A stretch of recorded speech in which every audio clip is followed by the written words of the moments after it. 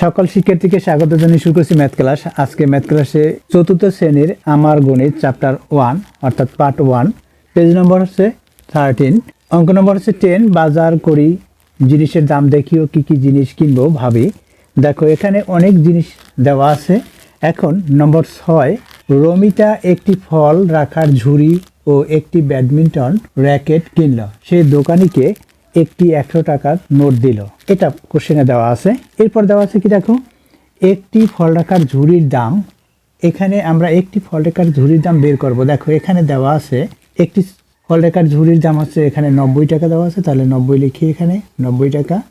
এরপর দেখো একটি ব্যাডমিন্টন র্যাকেট, একটা ব্যাডমিন্টন র্যাকেট কয় টাকায়, দেখো এখানেও 90 টাকা, লিখি 90।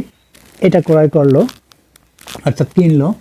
সে দোকানিকে দিয়েছে কত, 100 টাকা। তাহলে আমরা এটা মোট করি, মোট দাম অর্থাৎ হচ্ছে এই 90-র সাথে এই 90 যোগ হবে। মোট দাম কত হবে যোগ করি, 0-র সাথে 0 যোগ করি 0 হবে, 9-এর সাথে 9 যোগ করি 18 হবে, 18 লিখলাম। সে দোকানিকে কত টাকা দিল, সে দোকানিকে একটি 100 টাকার নোট দিল। তো রমিতা দোকানিকে আরও কত টাকা দিবে, তাহলে কত টাকা কিনেছে অর্থাৎ কত টাকায় কিনলাম, মোট 180 টাকা। এখানে বিয়োগ চিহ্ন হবে, সে দোকানিকে যেহেতু 100 টাকা দিয়েছে এই 100 টাকা বিয়োগ যাবে, তাহলে 180 থেকে 100 বিয়োগ আমরা এখানে রাফ করি। দেখো এখানে লিখি একক, দশক, শতক। এখানে কত, 180, 180। এখানে মাইনাস কত হবে, 100 মাইনাস হবে। এখন আমরা এই 100 মাইনাস করবো অর্থাৎ বিয়োগ করব। তাহলে 0 থেকে 0 বিয়োগ 0 হলো, 8 থেকে 0 বিয়োগ 8 হলো, 1 থেকে 1 বিয়োগ অর্থাৎ 0 হলো। সুতরাং কত হয়েছে, এখানে বিয়োগ করেছি, বিয়োগফল 80 হয়েছে। এটা লিখি, এটা হচ্ছে উত্তর।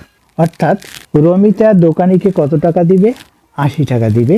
এখানে রমিতা দোকানিকে আরও 80 টাকা দিতে হবে। তাহলে উত্তর কি, উত্তর হচ্ছে 80 টাকা। এখানে উত্তর লিখব 80 টাকা। এটা হচ্ছে উত্তর। আশা করি এটি বুঝতে পেরেছো।